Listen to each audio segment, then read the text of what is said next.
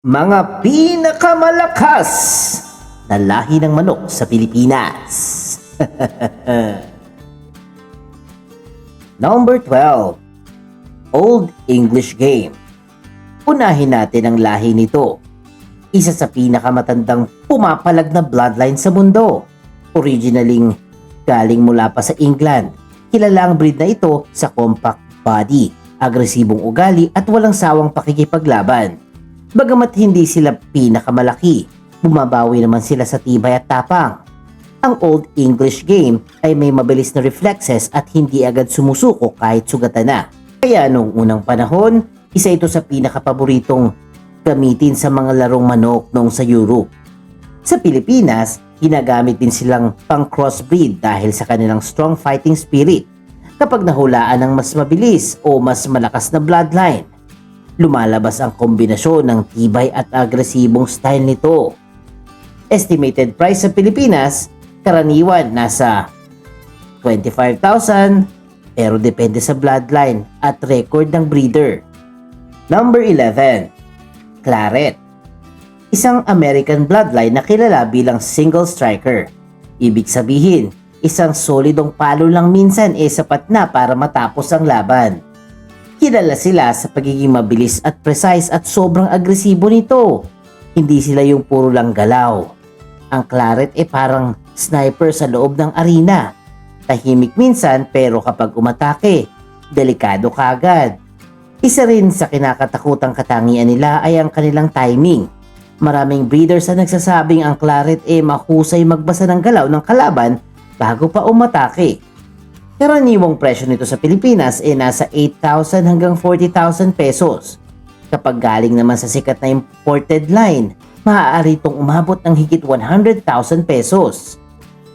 Unique facts lang, ang ilang claret bloodlines ay kilala sa sobrang bilis ng palo kaya minsan hindi agad napapansin ng audience kung saan tumatama ang tari. Number 10. Roundhead. Pagdating naman sa bilis sa talino, hindi mawawala ang manok na ito. Isa ito sa pinakasikat na American Gamefowl bloodline sa Pilipinas. Kilala sila sa mabilis na footwork at matinding leg power. Kapag nakakita ng opening, agad silang sumusugod. Madalas sila maging dominant sa unang bahagi ng laban dahil sa kanilang explosive attack style. Hindi lang bilis ang puhunan nila. Ang mga roundheads ay may mataas ding fighting IQ. Marami ang nagsasabing mahusay silang umiwas sa palo habang naghahanap ng tamang tiyempo para lang umatake. Sa mga derby, maraming breeders ang gumagamit ng roundhead process dahil compatible ito sa iba't ibang bloodlines. Estimated price nila nasa 10,000 hanggang 50,000 pesos. Depende sa quality ha. Minsan, tumadagdag pa sa 100,000 pesos.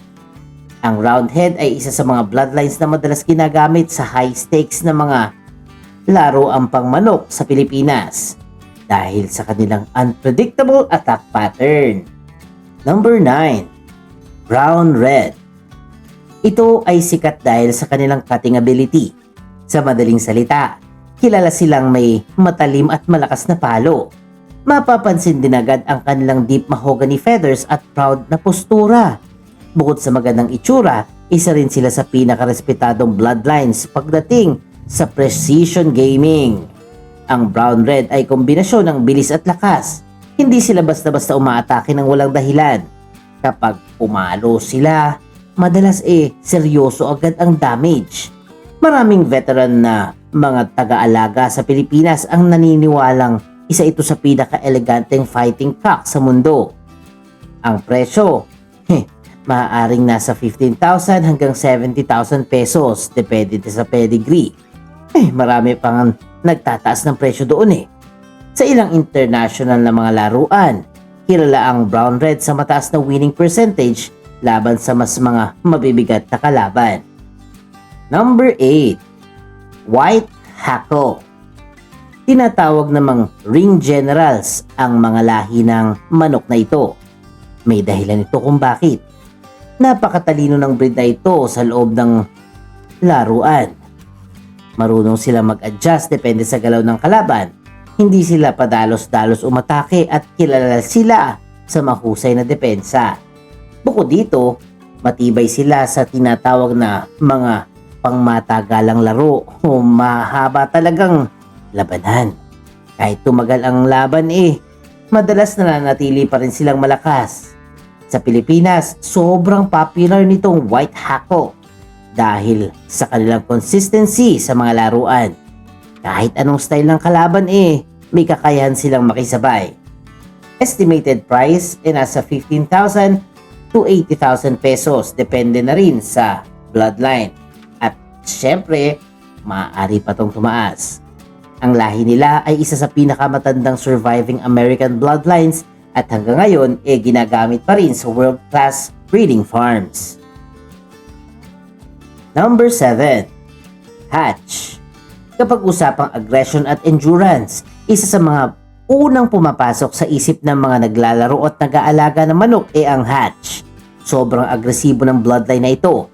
Minsan pa nga sinasabing walang preno kapag umaatake. Mahilig silang dikitan ng kalaban at tuloy-tuloy ang pressure. Bukod sa aggression, kilala rin ang kanilang stamina. Kahit humaba pa ang laro, malakas pa rin silang pumalo. Dahil dito, madalas silang ginagamit para gumawa ng mas matibay na crossbreed sa Pilipinas. Ang presyo ng Pure Hatch line ay maaaring nasa 20,000 hanggang 100,000 pesos, lalo na kung imported.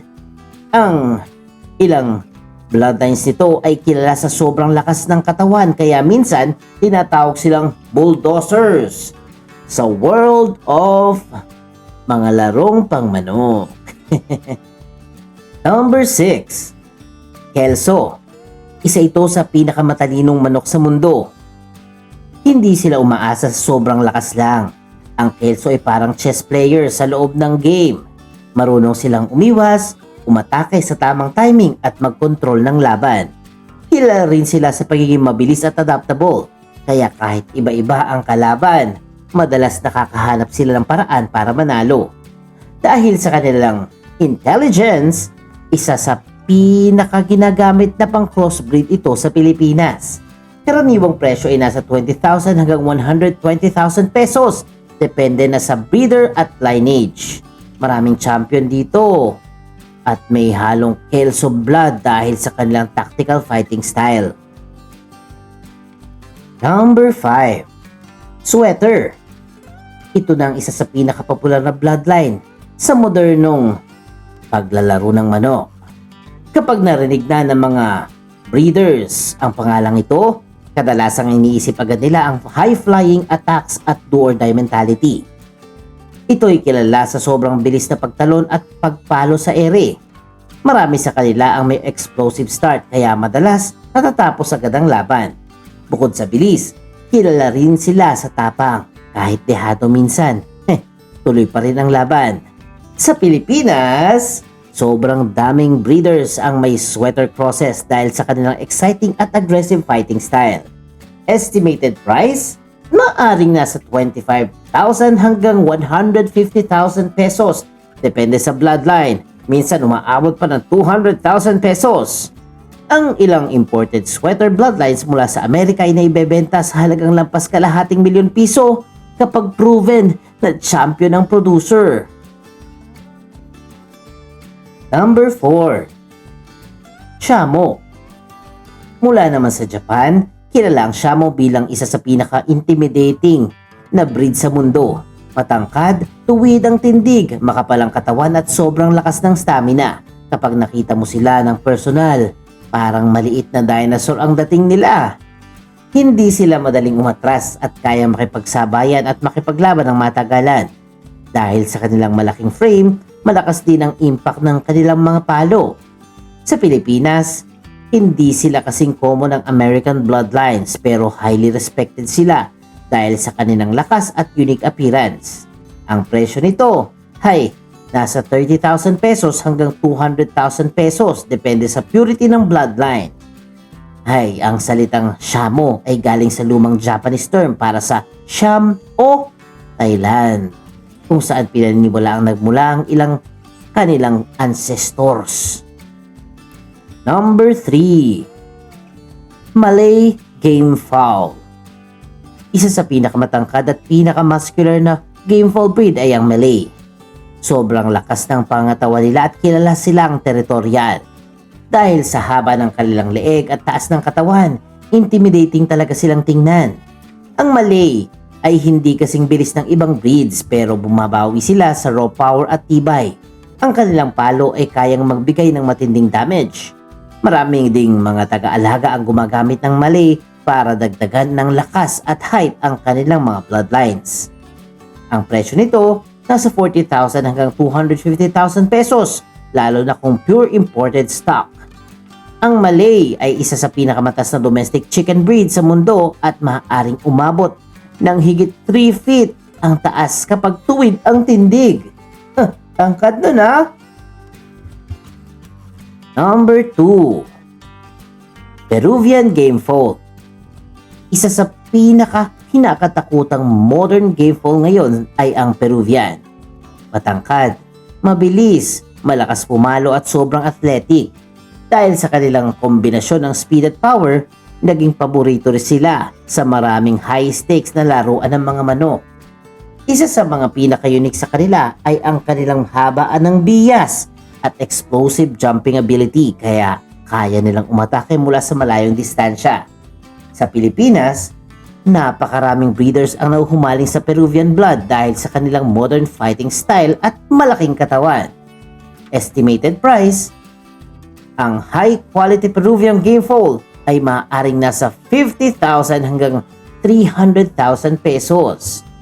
Ang ilang champion Peruvian bloodlines sa international na mga laruan ay may body structure na halos kahawig ng maliit na pabo dahil sa laki at taas ng katawan nito. Number 1, Asil. Napakaraming veteranong nag-aalaga ang paborito ito. Nagmula ito sa India at tinuturing na isa sa pinakamatandang breed ng manok sa kasaysayan ng mundo. Sobrang siksik ng kanilang kalamnan, matigas ang buto at kilala sa strategic fighting skills. Hindi sila yung sobrang likot o flashy. Ang Asil ay kalmado pero brutal kapag umatake. Marami nagsasabing isa ito sa pinakamatapang na bloodline. Dahil kahit sugatan, tuloy pa rin ang laban. Bukod sa lakas, kilala rin sila sa kanilang intelligence at durability. Kaya maraming breeders ang gumagamit ng Asil para dagdag tibay sa kanilang breeding program.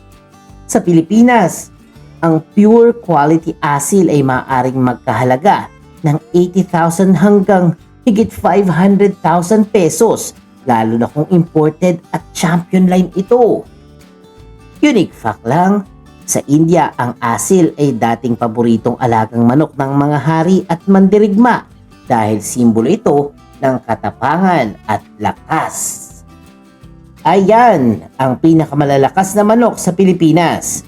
Mahirap talagang sabihin kung alin ang pinakamahusay dahil bawat bloodline may kanya-kanyang specialty.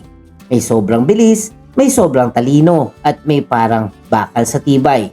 Pero isang bagay ang sigurado. Ang mundo ng paglalaro ng manok ay hindi lang tungkol sa swerte. Malaking parte nito ay breeding, training at tamang bloodline combination. Pero kung may iwasan naman natin ang paglalaro ng mga ganitong klase iwasan na natin kasi bad ito. Kaya kung nagustuhan nyo po ang ating video, syempre please mag-comment naman kayo ng thank you po. At syempre, alam nyo na, may Pinoy dito, may Pinoy dyan, may Pinoy doon. At syempre, may Pinoy's World TV. See you!